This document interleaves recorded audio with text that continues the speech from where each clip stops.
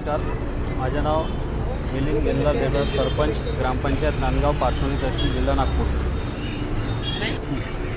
प्रामुख्याने नांदगावच्या गावकऱ्यांच्या काय समस्या आहे? ग्रामपंचायतच्या वतीने आज तुम्ही डेप्युटेशन द्यायला आले, काय डेप्युटेशन होतं तुमचं, काय सांगाल?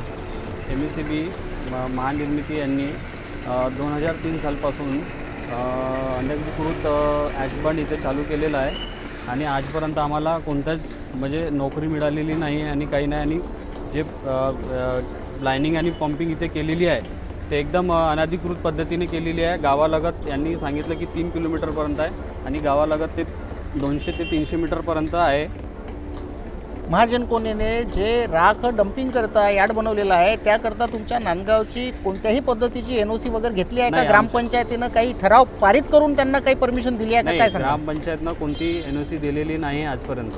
या प्रकल्पामुळे कोणकोणते धोके ग्रामस्थ लोकांना निर्माण झालेले आहेत? या प्रकल्पामुळे पोल्युशन आणि पर्यावरण याच्यात भरपूर असं नुकसान झालेलं आहे आणि पाण्याचं त्या पारीमुळे गावामध्ये पूर्ण पाणी त्याचा आउटलेट असं काढलेलं पाणी पूर्ण गावामध्ये शिरते. काही योजना काही पर्याय त्यांनी काढली नाही का आतापर्यंत? नाही, पर्याय वगैरे काही काढले नाही.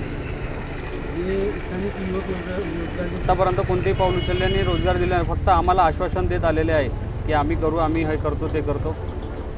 या पूर्ण प्रकल्पासंदर्भात ग्रामपंचायताकडून NOC घेण्यात आली होती. नाही. मग आज या संदर्भात तुम्ही कोणाकोणाला तक्रार केलेली आहे? काय काय म्हणजे कोणाकोणाला आतापर्यंत निवेदन दिलेले आहेत? याआधी आम्ही कलेक्टर, तहसीलदार, SDM साहेब, जयस्वाल आमदार साहेब यांना पण आम्ही पत्रव्यवहार केलेला आहे या संबंधात. या प्रकल्पामुळे शेती व जनावरांचा चराईचं क्षेत्र आहे हा कमी झाला आहे असं वाटतं का आपल्याला? हो. काय समोरची मागणी काय एकंदरीत? नांदगावचे सरपंच या नात्याने काय जिम्मेदारी तुमची नागरिकांप्रती आहे? काय या जे राखेचं तुमच्याकडे जे आहे महापारेषणचं त्या संदर्भात तुमची काय भूमिका आहे? आमची भूमिका अशी आहे की जे त्यांनी राख विसर्जन इथे तयार केलेलं आहे त्यांनी गावाच्या एकदम लगत तयार झालेला आहे. तर आम्हाला गावकऱ्यांना भरपूर याचा धोका निर्माण झालेला आहे पोल्युशन आणि पर्यावरणाचा. आणि राखड पूर्ण आमच्या गावामध्ये येणार आणि यांनी जे पार राहते पिचिंग हे बरोबर केलेली नाही आहे. आता तुमची मागणी नेमकी काय आहे? रोजगार. स्टॉप करा. आता आपली समोरची मागणी काय?